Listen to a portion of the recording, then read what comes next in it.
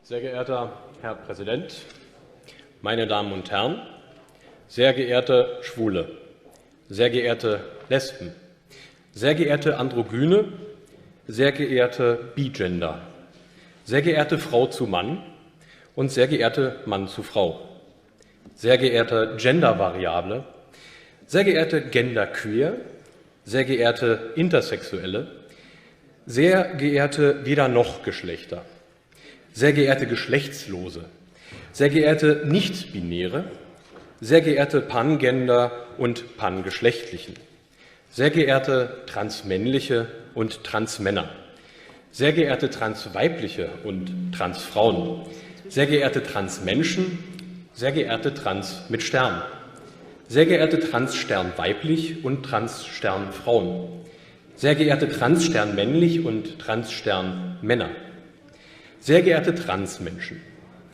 sehr geehrte Transfeminine, sehr geehrte transsexuelle Personen, sehr geehrter Interstern weiblich und sehr geehrter Interstern männlich. Abgeordneter, gestatten Sie eine Zwischenfrage? Ich bin ja noch nicht mit der Begrüßung fertig, Herr Präsident. Entschuldigung. Sehr geehrte Interstern Männer, sehr geehrte Interstern Frauen, sehr geehrte Interstern Menschen, sehr geehrte Intergender, sehr geehrte intergeschlechtlich, sehr geehrte Zweigeschlechtlichen und sehr geehrte Zwitter, sehr geehrte Hermaphroditen, sehr geehrte Two-Spirit drittes Geschlecht und sehr geehrtes viertes Geschlecht, sehr geehrte XY-Frauen, sehr geehrte Transvestiten, sehr geehrter Crossgender, sehr geehrtes Nullgeschlecht und natürlich auch ganz herzlich die sehr geehrten sonstigen Geschlechter. Sehr geehrter Unterstrich-Nonnemacher, sehr geehrter Unterstrich-Bader und sehr geehrter Unterstrich-Mus. Die AfD-Fraktion lehnt Ihren Antrag ab. Danke.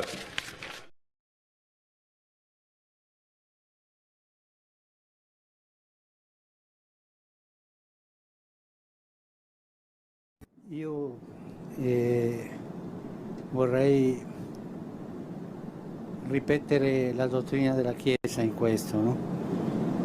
Le organizzazioni internazionali, quando noi le riconosciamo e diamo loro la capacità di giudicare internazionalmente, pensiamo al Tribunale Internazionale dell'Aia per esempio e tante altre, o le Nazioni Unite, questo. Quando loro parlano, se siamo un'umanità dobbiamo ubbidire, o le Nazioni Unite, questo. Quando loro parlano, se siamo un'umanità dobbiamo ubbidire. È vero che non sempre le cose che sembrano giuste per tutta l'umanità saranno giuste alle nostre tasche, ma si deve obbedire alle istituzioni internazionali.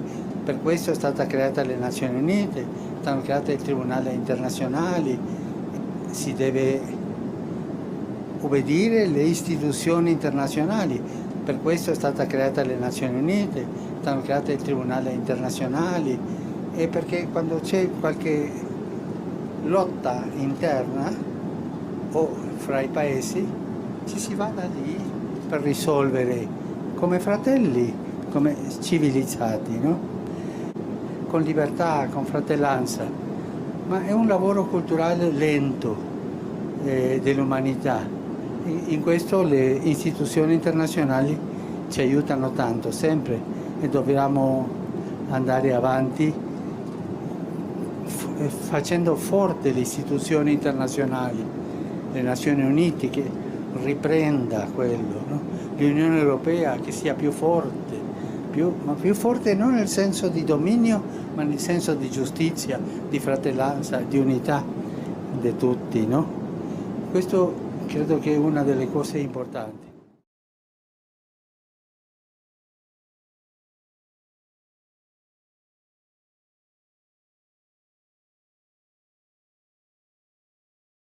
Si on devait le résumer, ce qui est évidemment très difficile, pourrait peut-être tourner autour de cette idée qui a été souvent reprise depuis, mais que j'aimerais bien vous voir expliquer. On ne naît pas femme, on le devient. Oui, c'est en somme la formule qui résume l'ensemble de mes thèses. Et ce qu'elle signifie est très simple, c'est que être femme, ce n'est pas une donnée naturelle. C'est le résultat d'une histoire.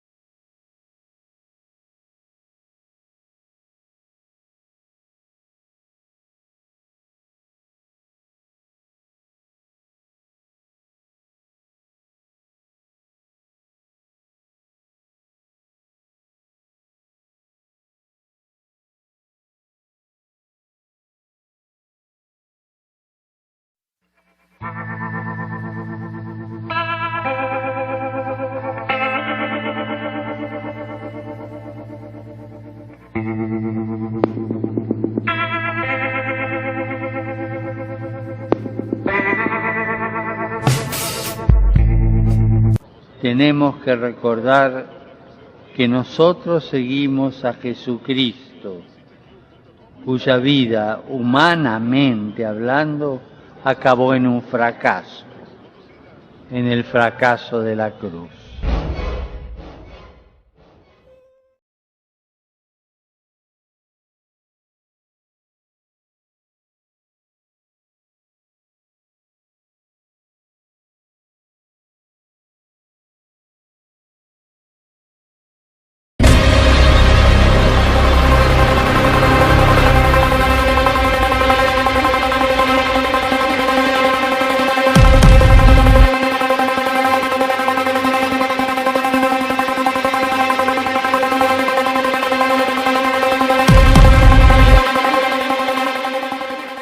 Quiero comenzar este video retomando algo que dije en el primer video sobre la ideología de género.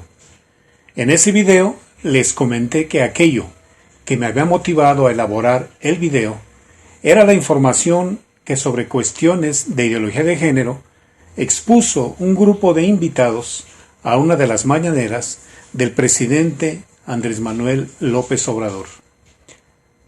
Al ya venir investigando desde hace algunos años atrás el asunto de la ideología de género, pude percibir que el modo en que se ha llevado a cabo en todos los países donde se ha impuesto es muy similar. Conociendo pues este modo en que se aplica, estaba yo a la espera de que este nuevo gobierno diera el banderazo de salida para la imposición franca de la ideología de género. Y creo que ese banderazo se dio en la mañanera del 17 de mayo del 2019. De aquí en adelante estuve atento a la información y efectivamente me di cuenta que principalmente el Canal 11 y el Canal 22 ya están promoviendo la ideología de género. Creo que sí es el comienzo. Ha comenzado pues la guerra cultural, la guerra contra la ideología de género en México, pero hay cada vez más gente que, bueno, consciente de la presencia de ese fantasma depredador. Las frases que he puesto casi al principio de este video son frases que corresponden a una respetable filósofa, Alice von Hildebrand, un extraordinario científico, Albert Einstein, y a dos extraordinarios escritores, Chesterton y Musil, y guardan una estrecha relación con él como quiero comenzar este video. Pero guardan una relación más profunda con todo aquello relacionado con el asunto de la ideología de género. Quiero comenzar con el recuerdo de algo acontecido hace algunos años, cuando era estudiante universitario. Se trata de lo leído o escuchado en alguna conferencia. Allí se decía de un famoso filósofo alemán del siglo XX llamado Martin Heidegger. Si no recuerdo mal, se hablaba del profundo deseo de algunos periodistas de conseguir una entrevista con este filósofo alemán. Habiéndola conseguido, una de las preguntas más importantes era: señor Heidegger, ¿cuál es el problema más importante que el ser humano vivirá o ya está viviendo? Los periodistas arguyen que la respuesta que el filósofo les dio era la menos esperada por ellos, y es esta. Dijo el filósofo: el mayor problema que ya vive la humanidad es que está dejando de pensar. Desde este momento en adelante, no ha desaparecido el interés en querer saber de qué modo esta afirmación está plasmada en el devenir de la humanidad. Este dejar de pensar, creo, que guarda una relación estrecha con la estupidez. Son diversas las razones por las que hoy nuestras sociedades, de primero y tercer mundo, son cada vez más permeadas por la estupidez. Es sin duda la ideología de género y el feminismo de género quienes contribuyen de manera amplia y evidente en esta estupidización. Dice el filósofo italiano Giancarlo Libragi en su libro El poder de la estupidez lo siguiente: la estupidez es la fuerza más destructiva de toda la evolución humana. Así pues, si le es propia la estupidez a la ideología de género, he aquí entonces su enorme fuerza destructiva y, en consecuencia, la necesidad urgente de detener esta masacre, esta locura. Creo que en la medida que avanzamos en el estudio de la ideología de género, vamos descubriendo la incoherencia, la estupidez del lenguaje que crea, de las situaciones que genera y de las ideas que han ido construyendo para que aceptemos las pretensiones de quienes promueven este tipo de ideología. Cuando nuestra actitud de duda, de escepticismo, nos mueve a analizar dichas ideas, lenguaje y circunstancias, producto de estas, y les aplicamos una lógica natural, es decir, esa lógica que todos tenemos por el mero hecho de ser seres humanos, nos damos cuenta rápidamente de su carácter absurdo, de su incoherencia. Pasa lo mismo si aplicamos cualquier lógica no natural, y aún más, decíamos, si aplicamos conocimiento científico. Nos va quedando claro que dichas ideas son falsas, estúpidas, y las circunstancias que generan son de un carácter demencial. Pues bien, comencemos con el conocimiento confiable sobre la ideología de género expuesto por los especialistas que ya hemos nombrado. La ideología de género está íntimamente relacionada con lo que se llama revolución sexual. Es conveniente que primero sepamos un poco qué es eso de la revolución sexual. La humanidad, a lo largo de su historia, ha llevado a cabo y vivido más de una revolución de varios tipos. Por ejemplo, revoluciones científicas y, ¿por qué no?, una revolución sexual, cuyo desarrollo fuerte es en la segunda mitad del siglo XX y se continúa en estos primeros años del siglo XXI. La revolución sexual se considera generalmente como una liberación, sobre todo como una liberación para la mujer, que a partir de ahora puede hacer con su cuerpo lo que quiera y con quien quiera. Tal revolución sexual propuso primero la sexualidad sin matrimonio, es decir, el amor libre. Posteriormente propuso la sexualidad sin la apertura al don de los hijos, es decir, la anticoncepción y el aborto. Después, la producción de hijos sin relación sexual, es decir, la fecundación in vitro. Enseguida, un pansexualismo generalizado que prescindía del amor. Por último, con el anticipo que significó la cultura unisex y la incorporación del pensamiento feminista radical, se separó de la sexualidad de la persona. Ya no hay varón y mujer. El sexo es un dato anatómico sin relevancia antropológica. El cuerpo no habla de la persona, de la complementariedad sexual como llamamiento a la donación de la vocación del amor. Cada cual puede elegir configurarse sexualmente como desee. Dice la periodista norteamericana Marguerite Peters que la revolución feminista y sexual del siglo XX ha alcanzado la mayoría de sus objetivos. Sus propuestas, que a principios del siglo XX estaban apenas tomadas en cuenta, sin embargo, hoy impregnan el tejido de la sociedad occidental y están en vías de convertirse en cultura mundial. Habiendo vencido todos los baluartes de resistencia política y neutralizado todo el resto de oposición cultural, siguen propagándose sin necesidad de lucha.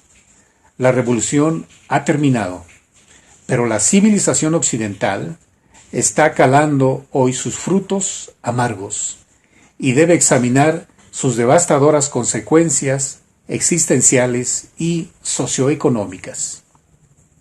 En menos de un siglo, las ideas de ciertas minorías revolucionarias han transformado a fondo las mentalidades y las costumbres de la mayoría en Occidente. La nueva cultura no solo acepta, sino permite y tolera, celebra el vagabundeo sexual de los jóvenes, la sucesión y multiplicidad de parejas sexuales, la diversidad de orientaciones sexuales, la convivencia fuera del matrimonio. Desde hace varias generaciones, los programas de educación sexual en las escuelas, no solo públicas, sino también privadas, fomentan la promiscuidad, implícita o explícitamente, y promueven una ética de libre elección, eludiendo la formación humana y moral de los adolescentes. Internet y otros rápidos avances tecnológicos ponen la pornografía al alcance de un público cada vez más joven y numeroso. No es cierto que con 18 años la mayoría de los jóvenes occidentales lo han probado ya todo y que han perdido la esperanza y el deseo de formar una familia. Como además proceden con cierta frecuencia de familias quebrantadas, muchos no se atreven ya a comprometerse. La mayoría de los estados occidentales han despenalizado o legalizado el aborto y han promulgado leyes que permiten la fecundación artificial. Algunos permiten efectuar manipulaciones genéticas en embriones sobrantes con fines puramente científicos y no reproductivos. Varios, bajo la presión del poderoso lobby homosexual, que parece ganar terreno constantemente, han otorgado a las parejas homosexuales un estatus jurídico comparable al del matrimonio. La promoción del homosexualismo en las escuelas, la eutanasia, tanto fetal como de enfermos graves, la legalización de las relaciones sexuales a edades cada vez más tempranas, las llamadas madres de alquiler, la homoparentalidad, el embrión medicamento, el eugenismo privado, son prácticas que se van aceptando cada vez más. Estas aberraciones parecen no chocar ya a las mentalidades, aunque acentúan un malestar de civilización cada vez más perceptible. La nueva cultura reivindica el derecho a realizar todo lo que es técnicamente posible. Han deconstruido la conciencia. Por consiguiente, muchas personas ya no disciernen entre el bien y el mal, y son fácilmente manipulables. Es una situación malsana y peligrosa. Atacar la estructura misma del ser humano, la revolución, ha provocado un cataclismo antropológico. La cultura de posesión, poder, autonomía y disfrute instaurada por la revolución no ha aportado la liberación esperada. El radicalismo revolucionario se enfrenta hoy al fracaso de su proyecto utópico. Nadie puede negar las consecuencias existenciales y socioeconómicas de la infidelidad conyugal, del divorcio, del aborto, de la eutanasia, de la mentalidad contraceptiva, de la fecundación in vitro, de la banalización de la píldora del día después. Estas prácticas, que se han convertido en moneda corriente, hieren y hacen sufrir tanto a quienes las ejercen como a quienes las sufren o presencian. Las consecuencias de la revolución sexual son visibles. fragmentación familiar, social e integracional, soledad y abandono de los mayores, carencias y heridas afectivas de los niños que viven en familias monoparentales o reconstituidas, aumento de las depresiones, desestructuración antropológica, fracasos escolares, desorientación profesional, aumento de los suicidios, de la desesperación y de la sensación de inseguridad de muchos jóvenes que se refugian en la droga, la violencia, las sectas, el satanismo, pérdida de las tradiciones culturales y de la fe. Por las proporciones que han alcanzado, estas disfunciones desestructuran la sociedad en su conjunto. Paradójicamente, la deconstrucción es ya sistemática. Revolución feminista, revolución sexual y revolución cultural son fenómenos históricamente distintos. Sin embargo, por su contenido radical, las tres revoluciones se han ido integrando cada vez más a lo largo del siglo XX. Primero vino la revolución feminista, cuya primera oleada se remonta al siglo XIX. A principios del siglo XX, cierta corriente feminista empezó a reivindicar el acceso a los métodos anticonceptivos, al aborto y a la libertad sexual. La revolución sexual estalló de lleno en los años 60, confundiéndose en parte con la segunda oleada del movimiento feminista y provocando la revolución cultural de mayo de 1968. El movimiento feminista nació como reacción contra la marginación social y jurídica de la mujer. El acceso a la contracepción y al aborto se convirtió, para la mayoría de las feministas, en la condición sine qua non del respeto de los derechos de la mujer. El movimiento feminista se radicalizó rápidamente de distintas maneras, según las ideologías, convirtiéndose en una lucha contra el orden social y sus valores, la familia, el matrimonio, considerados como formas de opresión femenina. En 1920, los precursores de la revolución sexual formaban ya una red internacional pequeña pero muy agresiva. El perfeccionamiento de la píldora contraceptiva en los años 50 proporcionó a la revolución feminista y sexual los medios técnicos para alcanzar sus objetivos subversivos. Restringida en un primer momento al marco de la familia, la contracepción se empezó a utilizar más y más fuera del matrimonio. El feminismo es uno de los movimientos sociopolíticos más importantes de los dos últimos siglos. Es un fenómeno menos complejo. A lo largo de su historia, el feminismo se ha apoyado en corrientes ideológicas diversas como el liberalismo, el marxismo, el ecofeminismo, la posmodernidad, el anarquismo, el lesbianismo, el poscolonialismo, el existencialismo, el individualismo, la ideología de género.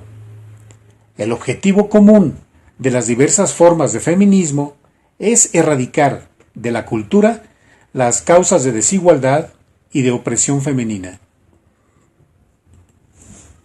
y reestructurar la sociedad por completo, según su propio esquema ideológico, un esquema de deconstrucción del orden establecido y del orden inscrito en la naturaleza. La diversidad de las tendencias y el carácter a veces contradictorio de sus reivindicaciones hacen del feminismo un movimiento incoherente y condenado a la autodestrucción. De hecho, ciertas feministas hablan ya de postfeminismo. En Occidente, durante mucho tiempo, hemos considerado válidos ciertos criterios sobre el comportamiento humano.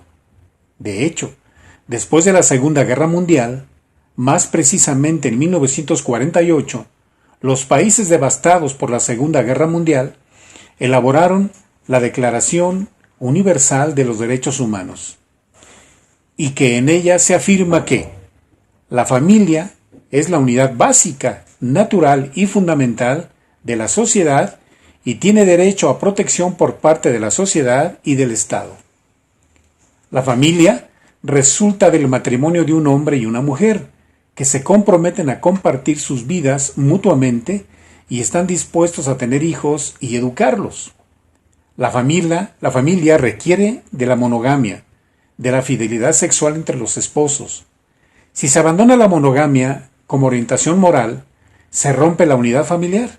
Los ideales que nos guían, las costumbres y las leyes cimentan esta alta norma moral en la forma en que las personas viven sus vidas. Pero en los últimos 40 años, estos ideales, costumbres y leyes han sido desmanteladas. En las culturas occidentales esto comenzó con las rebeliones estudiantiles. Ahora es el programa cultural revolucionario de las élites del poder mundial. Desde la década de 1960, con la ayuda de las Naciones Unidas, la Unión Europea y los medios de comunicación, un poderoso lobby ha estado luchando para cambiar este sistema de valores. El objetivo es la verdad absoluta, sin ninguna restricción de limitaciones naturales o morales. Ve al ser humano como un mero individuo desnudo. Para alcanzar dicha libertad absoluta, que desea liberarse de la tiranía de la naturaleza, cualquier precepto natural es un obstáculo que debe ser eliminado. Cuando la libertad se entiende de este modo, no hay bien ni hay mal, ni ningún sistema de normas. Las armas concretas en esta guerra incluyen la deconstrucción de la sexualidad masculina y femenina, la alteración de las normas y actitudes sociales de la población, especialmente entre los jóvenes, la total equivalencia legal de la relación homosexual con el matrimonio, e incluso el ostracismo social y la criminalización legal de toda oposición a estas nuevas normas. El proceso es asombroso, porque es el intento de crear un nuevo ser humano. Esto tiene un tratamiento prioritario en las actividades de la ONU y de la Unidad Europea y muchos países, aunque esta estrategia de la revolución cultural no contribuye a la solución de los grandes problemas de nuestro tiempo. Este proceso también es sorprendente porque destruye las condiciones que dieron a luz la elevada cultura europea, un modelo de perfección para todo el mundo. El cristianismo proporcionó la moralidad básica que se transmitía de generación en generación. Lo que está sucediendo ahora es más profundo. No se trata de la dictadura del proletariado o el dominio de una raza superior. Los regímenes de terror son reconocibles como opresores y pudieron eliminarse tras 12 o 60 años según el caso. Ahora, el ataque apunta a la estructura moral íntima de la persona, la que la capacita para ser libre. El hecho se dirige hacia la raíz.